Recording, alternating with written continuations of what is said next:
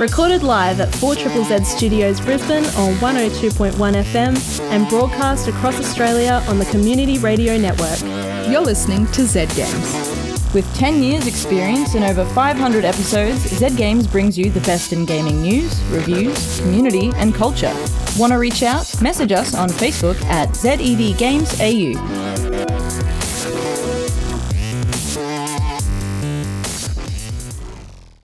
You're listening to Z Games. My name is Evie, and I'm here with... It's Ronnie! Ronnie! I'm back. And... I'm also Ronnie.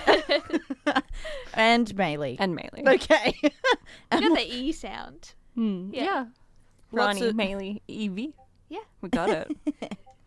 Oh, I'm beeping. I didn't even put mute on my computer. What? Evie. How dare you? So unprofessional. I've been on holidays, so I've just been like super chill. Not even thinking about much. That's so funny. I've been on holidays too, Evie. Except mine haven't been nearly as fun. Different kind of holidays. Yeah, you've been, recovering from surgery, so that's a thing. Yeah, that is a thing. It's good to see you back in here, though. I am so glad to be back. I'm also 100% skipping class. Sorry, Richard. It's really hard to choose between Z Games and school. Well, yeah, that's a thing. That's a dilemma. I've actually strategically placed my life around this show and work around this show. Yeah, see, I didn't really get that choice. When you do postgrad, there's only ever 20 people in your class, so This is the there's only time. ever one Yeah. class. They're like, this is it. You don't get another shot. If they wanted you to come in every time, they shouldn't have scheduled the class during Z Games. Exactly. Yeah, they should think better. I'm sorry, some of us don't work 9 to 5, except I also work 9 to 5. You should just rub that in your own face. You're Yeah. but me. Except I have a problem where I'm always working. Uni days, if I'm on campus, it's working on campus from 7, and then I will leave after class at 8. So it's not. Yeah, that's a not big fun. day. Yeah. You're probably enjoying this week off for a number of reasons. And that's 4 days a week. So, no, thank you. Well, I'm glad you're here with Maylee and I. Hi. Yay!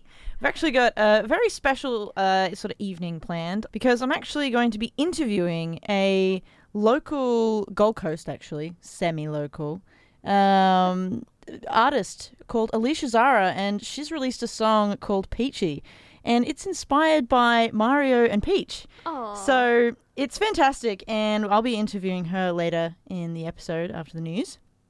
And after that, later on, we've got the fantastic Maylee, who is reviewing a tabletop RPG. I am. It's not digital. It's not a video game. It's a Oh my physical goodness. game. What am I doing? I think I should I want to let our listeners know that Maylee is wearing the most outrageous, It's awesome. brilliant shirt. This is my so full casual of color. everyday. I'm going to take a Chill photo. calm. I'll take a photo. I'll put it up on the Z Games Facebook page at ZEDGamesAU, or also on the Instagram, so you check that out. Check out her awesome outfit tonight. Without further ado, though, I think we should get into the first segment of the evening, which is the Week in Gaming News.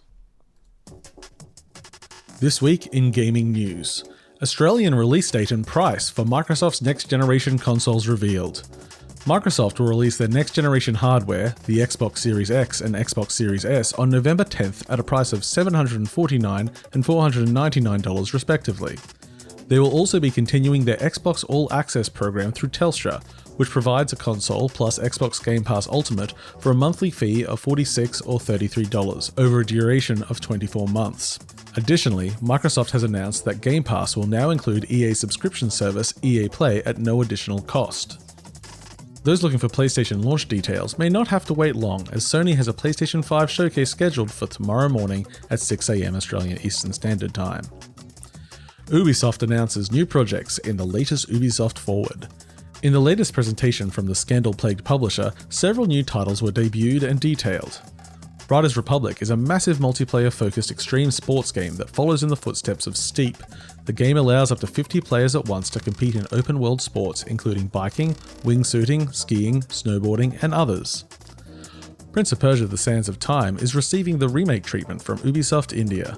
The remake is the studio's largest title to date and features all new graphics and gameplay updates.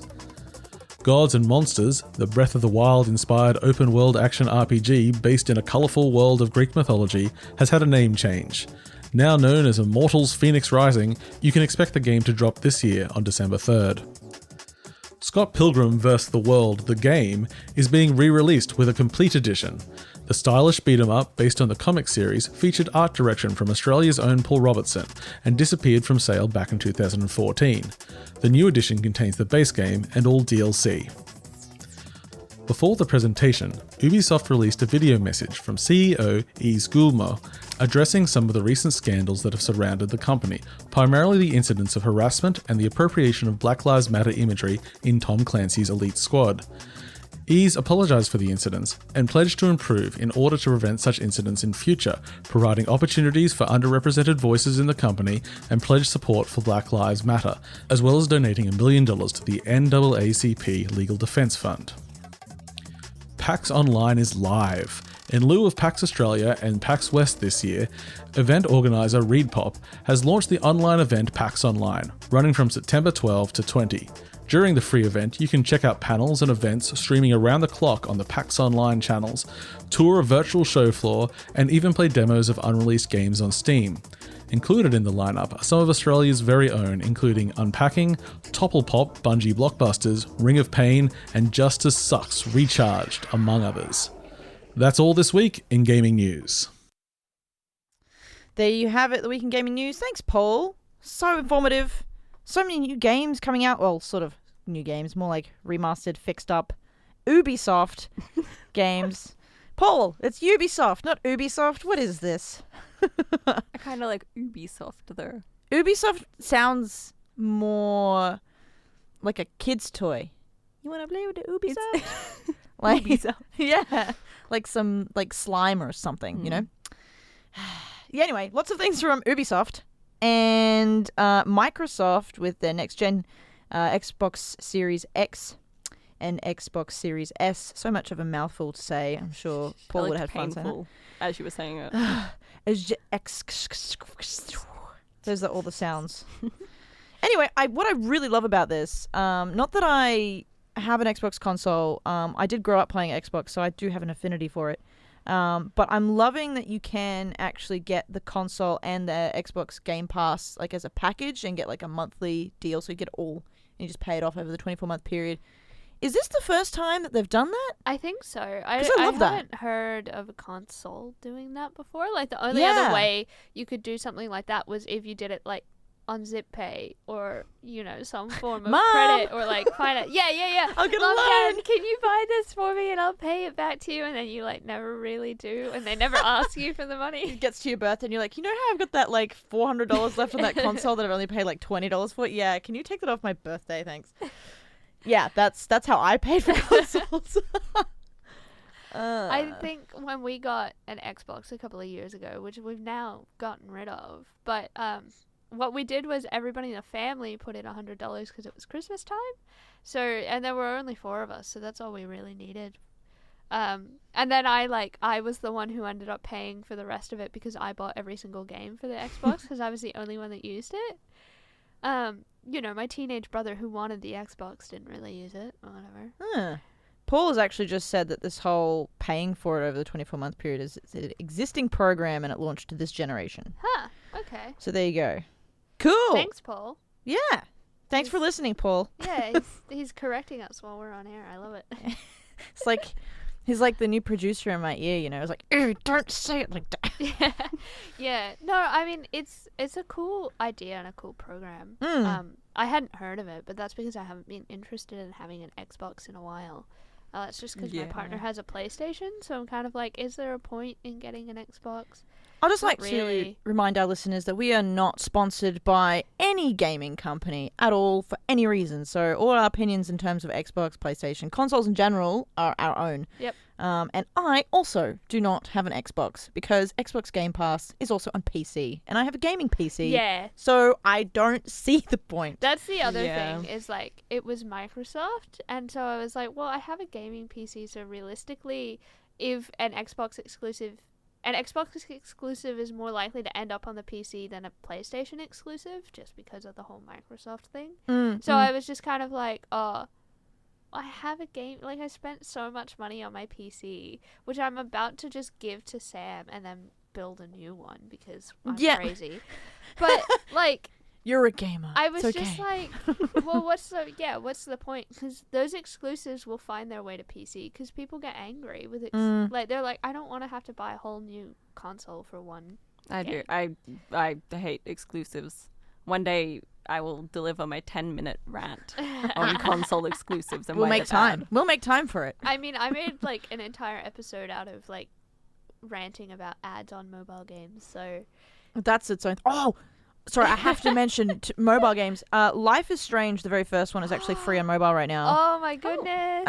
So That's if you, one of my all-time favorites. my girlfriend, who is not in quotations a gamer or plays video games very often, or sort of gravitates really to that medium in general, has been playing a lot of Rusty Lake series. So much, in fact, that I'm pretty sure she's played all 19 games. I'm not sure, but she's actually progressed on to branching narrative games, and she's playing Life is Strange It's such a good game. on the mobile. It's such a good I feel like it would be a weird experience on mobile, but She said it's not great, and it doesn't Yeah. look great. It's It looks interesting. really fidgety, the movement, because you have to sort of tap in the direction you want to go in. Yeah. But it is a really good story, so hopefully that Equates for it. I somehow. remember when I played it because I initially played it on the Xbox, and then I got the like all of the games on the PC, and I had to play it with the controller on the PC because it was just a bit janky with the PC controller.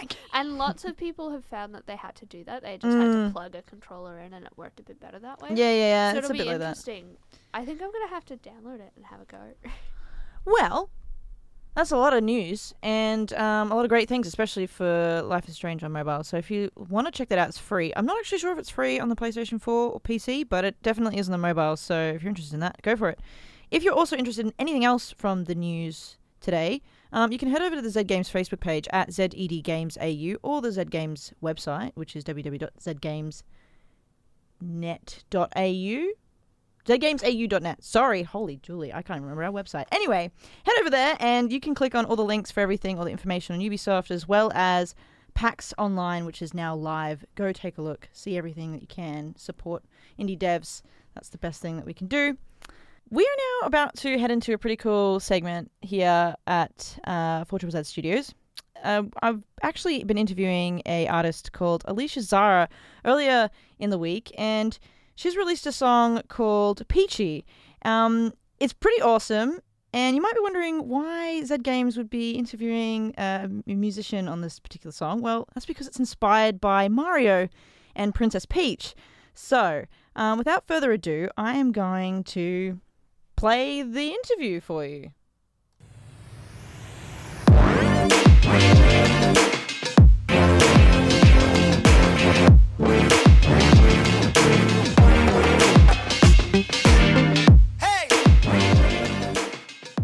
So we're here with Alysha Zara, who has just released a new song called Peachy. Hi, Alysha. Hello. How you doing? I'm good. I'm a little bit nervous. I've gone all You are a white. little nervous. That's fine. I mean, no one can see you. It's radio, so you're all good. We could be in our bathing suits, and that would be just as fine. Take some of the pressure off. Yeah, just relax. I think other shows on the station have actually done pretend strip poker, and you'd never know because it's radio. Anyway, you're here to talk about some music, and you've just released something. So I'd like to know a little bit about the song Peachy. What's it about? So I call Peachy the ending that Princess Peach deserves. So I was in the iHeart Songwriting Club, and it's a online platform where every week you're given a theme to write to, and you have 1 hour to write a song in that theme. And one week I was given the theme of choose your own adventure. So that was that I had to choose a known character and give them a new ending. And I instantly clicked with Princess Peach. I don't know, I guess I'm a romantic, and I've grown up with this idea that finding a partner is your happily ever after, because, you know, we're taught that, you know, we see all these princesses, and Princess Peach is sort of the quintessential one of that, is that their sole purpose is to wait around for a prince to rescue them. And, you know, what little girl doesn't want to be a princess? So you're taught to wait for your prince to come. And so I wrote this song as a bit of a change to her ending, as the idea of her rescuing herself instead of waiting around for someone else to do it for her. Well, there you go. So you're taking this sort of like Mario world universe inspiration and transforming Peach's ending into a much better ending. Way better. Way better. Way better ending. There's no Mario. Stuff you, Mario. So what's your experience with Mario and Princess Peach? Have you played a lot of the game? Is that why it was sort of your knee-jerk reaction to go with Princess Peach? I think it was. I've always been a big fan of Mario games, and I'm a big Mario Kart girl. Yeah, I feel that. I like games that are very like cute and fun and quick, and I like games that you can play with other people that don't have a lot of pressure on them. So Mario is kind of my perfect game. Yes. Nintendo are cheering out there right now. It's interesting. It's actually interesting that you say that, because that it's this sort of fun and bubbly sort of game. Your song is actually quite fun and bubbly, and that's great to sort of sing along with other people too. So it's interesting that you there's a comparison there. I think that's just my personality. I think that's probably why I'm drawn to it. Because I'm like, oh, look, something cute and fluffy. Shiny. I love shiny.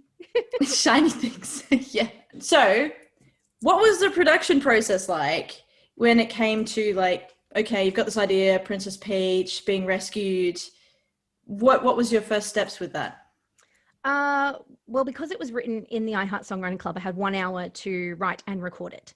So the first demo of it was just me playing guitar really badly with a heap of distortion over top of it to disguise how badly I was playing, and then just me singing over top. So I took that to my producer, who is amazing, and just rolls with all of my crazy. So nice. I went to him with this thing, and I went, look, I've got this song, and, you know, I want like an 8-bit type of video game sound here, and I want trumpets, and I want all these things. And he kind of looks at me like I'm crazy, but he goes with it anyway, which is amazing. So it's like a production process fueled by crazy. It is. Absolutely. Excellent. Absolutely. And I'm very lucky to have found someone that does roll with my crazy, because I think a lot of people, if I sort of went to someone and said, hey, I want to mix pop and ska and rock and video game sounds, and I want to mash them into something that's coherent, they would be like, no, that can't be done. Whereas he's just like, yeah, oh, okay, sure, we'll try. And then he keeps going even after I've given up. So with the trumpets in Peachy, we were kind of hitting a lot of walls with them, where I was like, I really want trumpets. But they just weren't sounding right. And I went, okay, fine.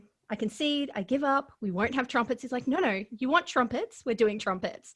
So, you know, I'm very lucky. I mean, no one's heard it yet, but when you hear it, you'll understand how it all comes together, because it just works really well. It's like this awesome fusion of sort of ska, garage band, sort of this almost like a bubblegum pop feeling at some points as well. It's quite interesting. It's this really lovely mash of genres. So it's very clever. Kudos to you and your producer for an incredible track. Thank you. I call my style overall bubblegum rock. Bubblegum rock. That encompasses it all. Get that trending, people. Hashtag bubblegum rock.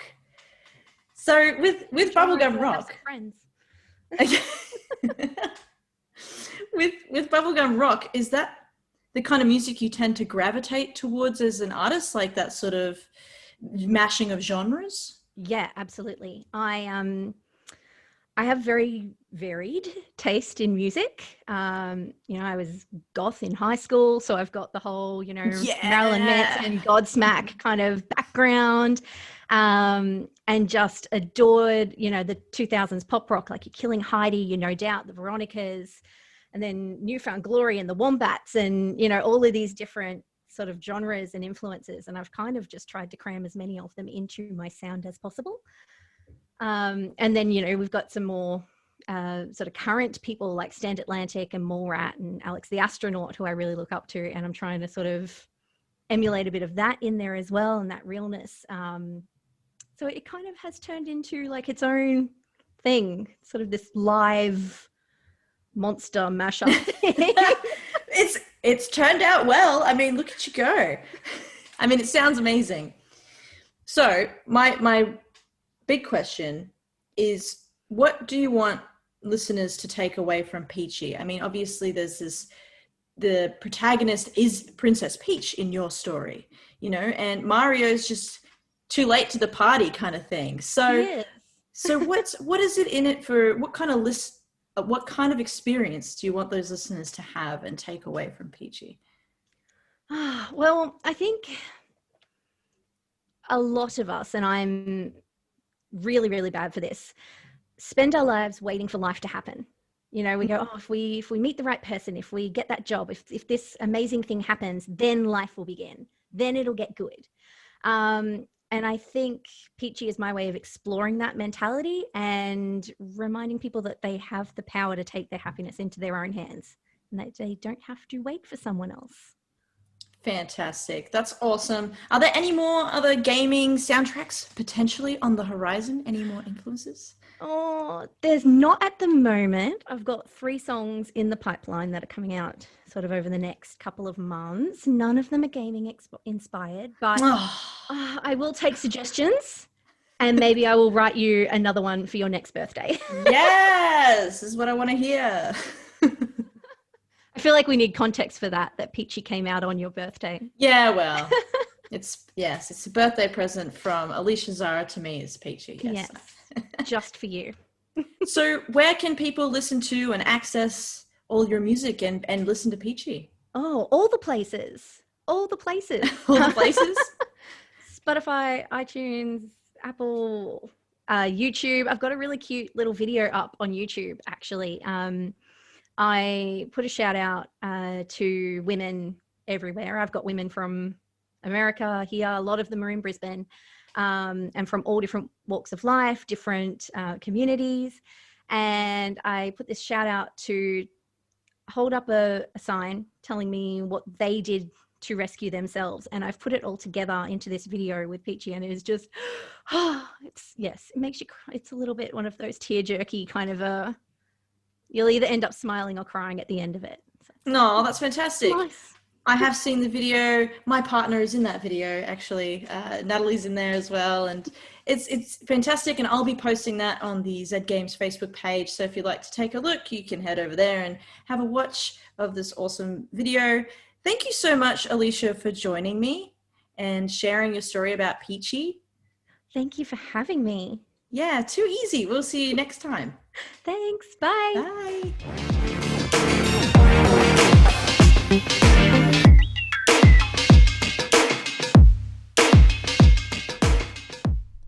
There you have it. That's Alysha Zara with her song Peachy. I'm going to now push play so you can have a listen.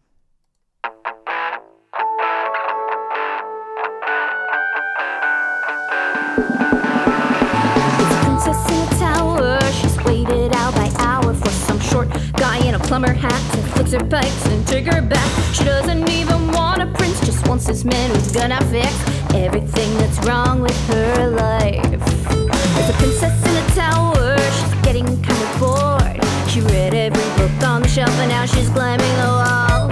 Sitting around on her ass, waiting for the time to pass. She's trying on her own cape for size.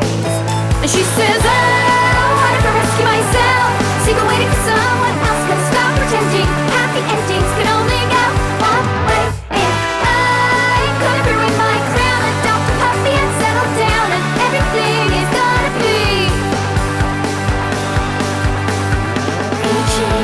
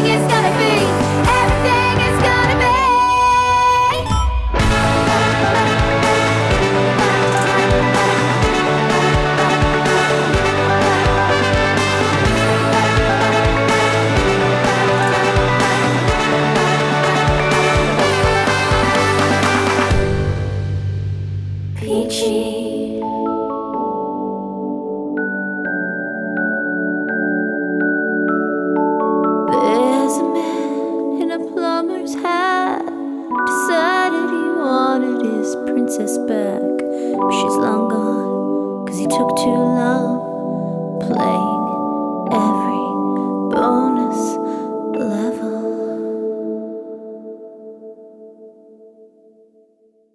You're listening to Zed Games, and my name is Evie, and I'm here with Rani and Maylee. Maylee has a review for us now I do. on 10 Candles. I'm so excited. I'm excited. I'm pumped. Is this going to be I'm the next nervous game now. we play? Like, Aw. when we're allowed to congregate in a place, like, where next time we do I would- tabletop games, we should I do think it. it would be a good choice. All right. I love Let's congregate. You see odd sides of people playing this game. Ooh. Oh, okay. I mean, we played D&D last time, so it was... It's that a was lot pretty good. more intense than D&D. Yeah, let's leave it to Maylee to Right. explain. Yeah, I should probably actually review it. It's 10 Candles. It's a tabletop role-playing game in a similar vein to Dungeons and Dragons, but more for a single session rather than an overarching Kind of like story. a D&D one-shot. Yeah, kind of it's a thing. one-shot. Okay.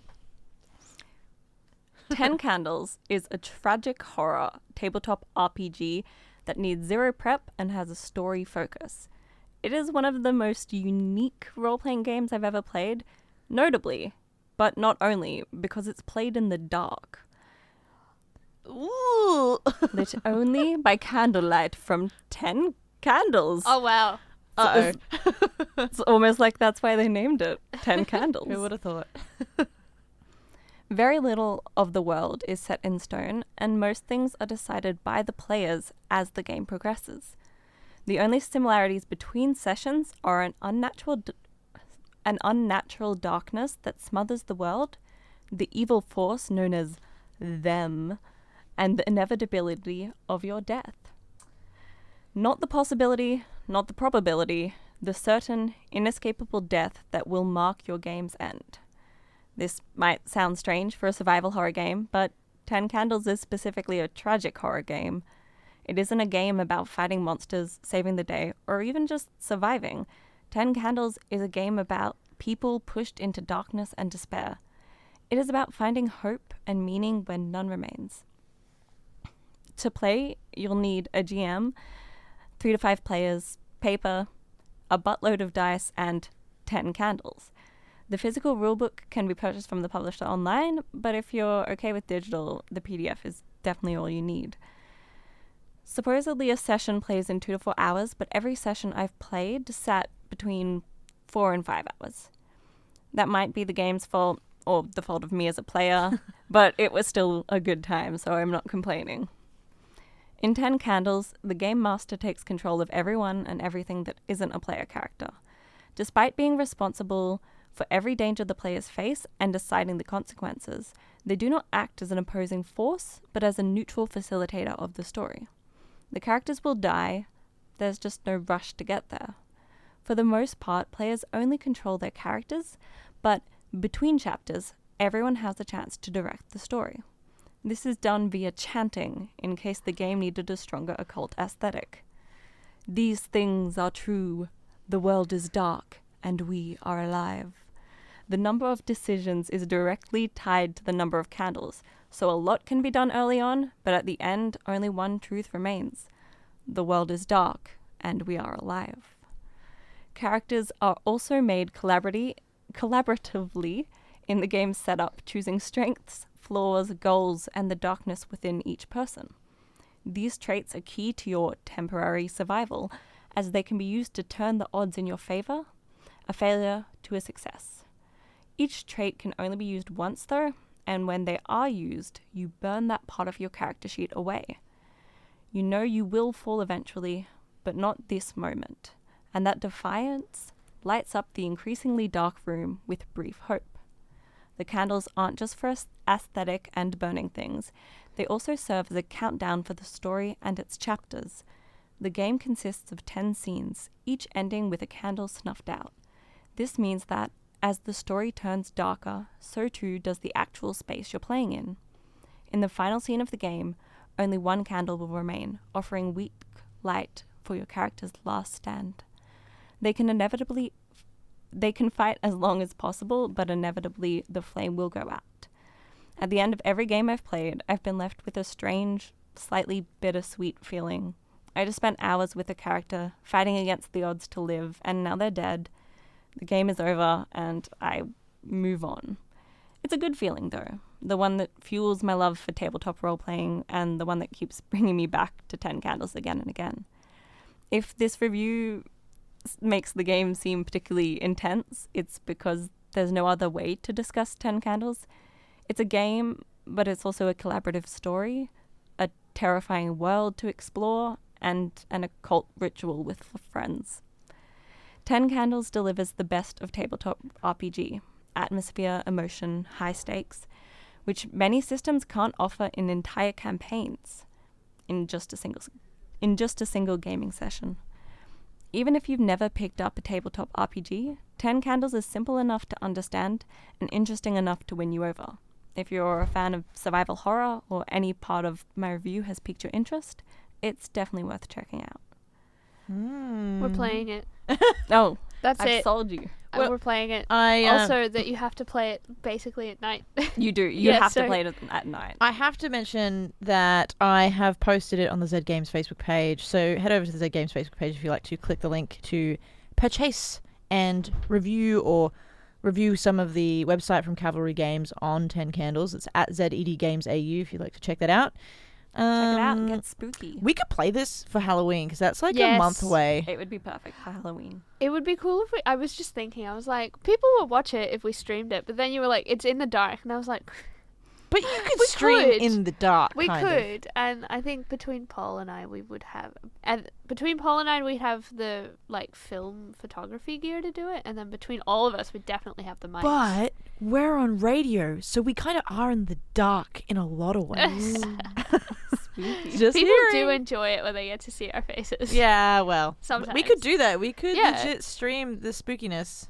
Actually, Paul's house would be great for it because he's got that huge. We should just Under- do it in under, the place house area. next door.